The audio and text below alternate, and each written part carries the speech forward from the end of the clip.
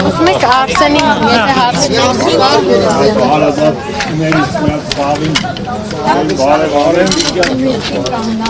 Արսեն ջան,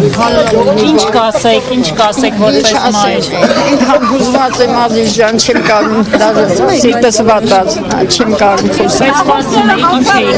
Չի սպասում, բայց մեր պաշտպանները շատ լավ տեղին իրանց գործը արեցին, նշանակություն իմ Արսենն էլ ինքը փաստաբանի տղա է, իր հոր շնորհքը մի քիչ լավ ելույթ ունեցավ, չկարողացան կպցնեին ինչ որ ուզում էին կպցնել, դատախազը ուզում էր 3 ամիս ավելացներ կալանքը, պատկերացնում եք, որ հանցանք չի գործել, բայց այդ ձևի դաժան մարդիկ կան, թող Աստծուց առնեն իրանց պատիժը, իրանք ուզում են անմեղ մարդու այդ անմեղ տեղի ձևի վերաբերմունքը այդ իզուր չի անցնելու։ Տնային կալանքը բայց բավարարում է ձեզ։ Տնային կալանքն էլ չի բավարարում ինձ։ Ինքը այն մարդը չի, որ կարողանա ոնց ասեմ, էլի ազատ ապրած, չգիտեմ, բոլորի հոգսը հոգացող մարդ է, ինքը չի կարա նստի, բայց դե ինչ անի։ Ինքը պարտաճանաչ է, ինքը չի, տենց օրինազանց մարդ չի, ոչ մեկին էլ ոչ մի բան թույլ չի տվել իր արարքները ցույց է տալի, որ ինքը ոչ խուլիգան է, ոչ հանցագործ է։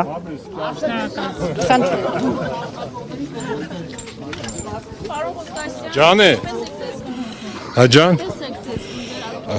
առողջականը ոչինչ դիմադրելի, այն որ արդեն քրեական հետ կատարողական հիմնարկ հետ չեմ վերալ, արդեն ինձի հուսատալի որ կլավ կլնի, բայց ազնիվ լինելու համար ժողովուրդ ջան պետք է ասեմ, էլի չեմ կարա չասեմ, գիտեք ասող մարդ եմ։ Այն վերաբերմունքը, որ ես տեսա նու Բարաշեն քրեակատարողական հիմնարկում աշխատակազմի առավել ևս մնդեղի դատապարտյալների կողմից ես իրոք նման բան չէի պատկերացնում, որ դե գիտեք, այսօր քրեակատարողական հիմնարկում ինչքան անմեղ մարդիկ կան, բազմաթիվ անմեղ, բայց դաժե այն մարդիկ, որոնք որ ինչ-որ չափով մեղա իրանց արարքի համար են, դե բոլորն էլ ինձի այն մոտեցումը ցույց տվեցին, այն մարդկային վերաբերմունքը, որ ուղղակի ես սենց չէի սպասում, բայց արի ուտես, թե մարդկություն կա, երևի այդ շենքի մեջ է մնացել, այդ շենքից պատերից դուրս մարդկությունը գրեթե վերացել է։ Ղուկասյանի վերջո կպարզաբանեք մեքենայից ինչու վերցրեցիք ձեռնափայտը, ինչ նպատակով։ Ուրեմն ժողովուրդ ջան, այդ ձեռնափայտը տարին 12 ամիս իմ մեքենայի մեջ է։ Երբ որ ես այդ պահը մեքենայով մոտեցա, տեսա, որ ռազմական ոստիկանության աշխատողները, որոնք քանակապես մեզանից մի քանի անգամ ավելի շատ էին, որ այս ծնողներին սենց ֆուտբոլի գնդակի պես ռեժիսյան էին տանում, այնյան էին տանում, ու երբ որ ես տեսա, որ խփում են, ես ձեռնափայտը նախ վերցրել եմ առաջինը, նոր էլ որ դալիճ մտա, սենց արեցի, հիմա ինչ սպառնում եմ, այս սենց անելու համար ասում են, նախ էսի առաջի անգամը չէ, որ ռազմականի տղեկը լավ ջարդում են, ինձ եվս մի անգամ ընդ կապեպեի տուրնիկետների տական են ցեն քյուֆտի մի սարք է, բայց ես են վաղ ձեն չանեցի, դա ասիմը տղա են, հիմա մի քիչ բիրտ ուժեն կիրառել, չէ գրանցի չբողոքից, բայց էդի դառնում եմ ոնց որ իրանց մոտ արդեն սովորական, էլի սովորություն է, երբ կգաք, կջարդեն, կտփենք, կլարենք, մի հատ է ձեզի կմեղադենք, դուք պատկերացեք 8-10 ծնող ենք եղել 9 հատ ռազմականի տուժող, դե լավ էլի ուրեմն փաստորեն կամ մենք ենք, չգիտեմ, տոր քանգեղն ենք։ Հարցնել այդքանին հասցրել եք ծեծել։ Ախր ոչ մեկին ոչ կպել եմ, ոչ խփել եմ։ Հայոյանք եմ հնչեցրել, էլի եմ հնչեցնում, նոր դալիճում էլ ասեցի։ Ով կարա զոհվածի ծնողի վրա ձեռ բարձրացնի, անհետ կորածի ծնողին խփի, ինքը իմ համար տո համ թուրք է, համ էլ անբարոյականի զավակ է, ով էլ հետս համաձայն չի, ինքն էլ անբարոյականի զավակ։ Պարոն Ղուկասյան, դուք տնային կալանքի տակ եք լինելու, ծնողների պայքարը շարունակվելու է։ Բա ինչ է անելու, ձեր ցավը տանեմ, այս անգամ էլ եմ ասում, մի հատ էլ եմ ասում, մեր մոտ ինչ-որ լիդեր չկա, տենց լիդեր չկա։ Ստեղ մենք ընդհանուր ենք որոշում, Ընդհանուր էլ անում ենք։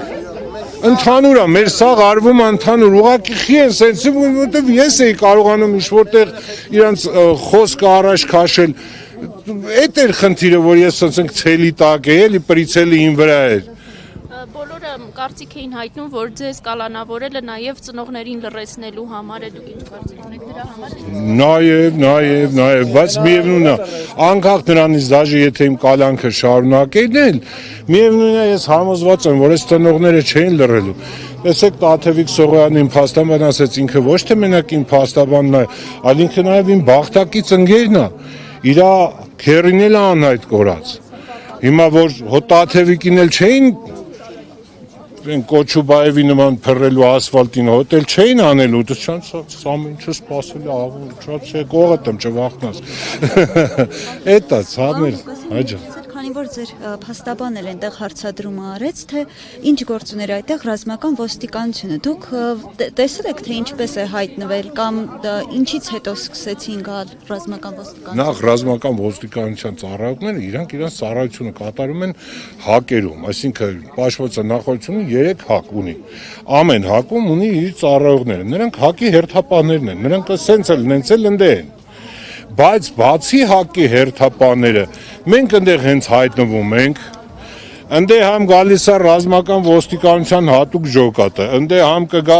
ոստիկանության ուժեր, այդ օրը տեղ նաև ոստիկանության ուժերն են եղել, ես չի որ ոստիկանության։ Տարբեր ստորաբաժանումներ գալիս են, չգիտես խի իրանց մտածում են թե մենք, բայց եւս մեկ անգամ ուզում եմ շեշտել ես մի փաստներ, թող արձանագրեն։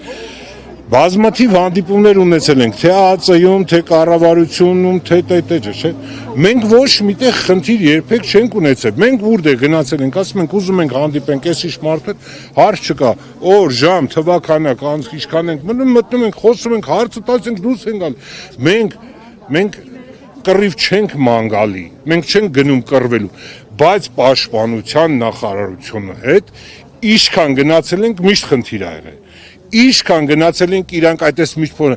թե խուսափում են մեր հարցադրումներից, քանի որ չունեն պատասխան կամ չեն կարա տան կամ բերանները փագել են որ չտան, էդ էլ արդեն հետագայում կիմանանք։